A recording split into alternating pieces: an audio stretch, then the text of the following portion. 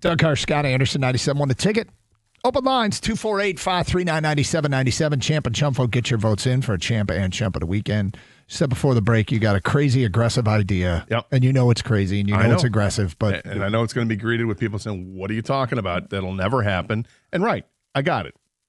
Fair enough. But it's my idea. It's my dream scenario. You do this. I love when Gator does the, hey, do you think? Yeah. Let me just, let me try to get it out. You're giving it a disclaimer. Yeah. There's a disclaimer. Just shoot for the moon. Yeah. So my idea is this. Talk to Nick Saban. Before everybody goes, oh, come on. Here's my idea with having Nick Saban.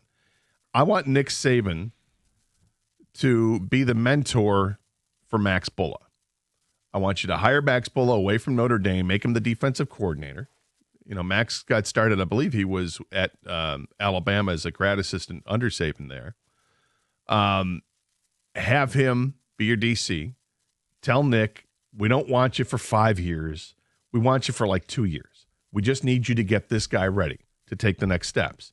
We'll pay you handsomely. We'll give you whatever, $15 million a year that they have to give him on a 2-year deal. And then we're hoping to promote Max if you think that that's the right move. And if it's not, then we got to figure something else out after 2 years. Nick Saban to be the head coach. Yes, for 2 years as a mentor for Max Bulla. Well, and yes, I know it sounds crazy. So they just asked him about coming back on College Game Day a couple weeks ago. I'm sure they ask everybody every week. They'll ask people. Yes. And he and Miss Terry was there, and it was a resounding no from her. Yeah. But money talks from Miss Terry. I thought this is what something to the effect that Nick said. I understand it. I'm saying I know it's crazy, right? But this is what I would consider doing. I would try to do. Because Nick's not far removed. It's not like you're bringing somebody who's been retired for 10 years. You're bringing somebody who just stepped away a couple of years ago.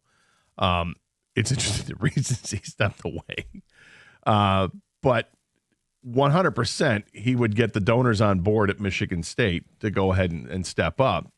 And again, my long term is to hopefully Max Bulla is the guy. So for everybody that wants Max Bulla now, without any head coaching experience, without any real experience, no experience as a coordinator, that's where I bristle at that. But I don't hate the idea because I like the idea of having a young guy who's totally, vested and invested in Michigan State University. So he is currently the linebacker coach at Notre Dame. Yes, he is. The defensive coordinator there is Chris Ash. He's under some fire. If Bulla is truly a hot coaching name, he could be the next DC at Notre Dame, so he might get the seasoning you'd like to see in that role at Notre Dame if you're not making a change this year. But I will say, you said it was the dream and shoot for the moon. Yeah. So I mean, there's an old saying: it doesn't hurt to ask. Do I think it would happen? Not in a million years. I don't think it'll happen either. I'm just saying that's what I would do. I thought you were going to say have Nick Saban help you select the next coach. Well, I would certainly do that without question, and I think they would anyway. I think Tom Izzo and Nick, they're really good friends, and I think when it comes to a next head coach at Michigan State University, I think that conversation absolutely happens. First I'm sure that Tom would say, any chance you want to be here? And Nick will say, absolutely not. And then you'll say, all right, well, let's talk about who do you like and figure it out that way.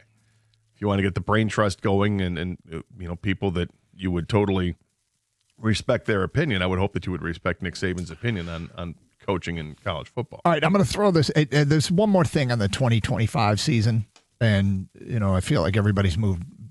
More people are moving beyond and want to talk about beyond 2025. Would you consider a quarterback change? No, I mean, would I consider it? I'd consider playing Milivojevic, or Vojevic, whatever it is. I would consider playing him some, but I wouldn't start him. No. I think the start of that game was a rough start for Aiden Childs. I think the biggest problem Aiden Childs has is with his offensive line. And I don't know if there's a disconnect with the offensive coordinator too. But times you don't have a whole lot of time to throw and you just got to throw it away. There are times he hangs on to the ball too long and you're screaming at him and do something. I don't think necessarily Aiden Childs is going to ever amount to being an NFL caliber quarterback, but he does have talent. There are times when he sets up and throws and it's a beautiful pass. There are times when he makes the right decisions to take off and run and it works out well for him. But I'm not sold on him. I'm also not sold on, Alessio Milivojevic as the next quarterback of Michigan State, although he's younger. So I wouldn't mind getting him some reps in games if they're going to start losing. If they lose to Minnesota, then maybe Milivojevic gets the rest of the season. Yeah, I mean, I just wondered about it, and I'm not completely against it, but my initial reaction to that is I'm not changing the starting quarterback this week. Because, like, Indiana, Aiden Childs can win a lot of games. Yeah, because that was a great game for him. Yep. And so, and second half, Aiden Childs was better than first half. He's one game removed from that game. Yeah. So, I wouldn't say that this is, I just asked the question. I have no idea what they should or shouldn't do. Look, Alessio did a great job on that final drive. And there were still some starters in for Michigan on that final drive. So you can look at that. They gave him 3 first downs with penalties, but. Yeah, well, he also. Some people cared a lot about that final drive. Yes. Some people cared a lot about that final drive. Backdoor cover or whatever. Yeah. Yep. Which is back-to-back weeks. What was the final score? 31-20? Yeah. I was close. What was your final score? 31-23. Yeah. They didn't go for 2. Well, even closer. Well, had they made the 2. Had they made it 2, it really would. Would you have nailed it? Had no, they made the 2? Would have been a 5 point. Yeah. But, I'm having problems with rudimentary math skills. Did you hear? I told you came up in the broadcast. I did not. We were talking some math, and I screwed up a math problem there too. And great. Yeah. And John said, I have learned on the air to just avoid math. And I said, well, that makes 2 of my radio partners. No offense taken. Yeah. No.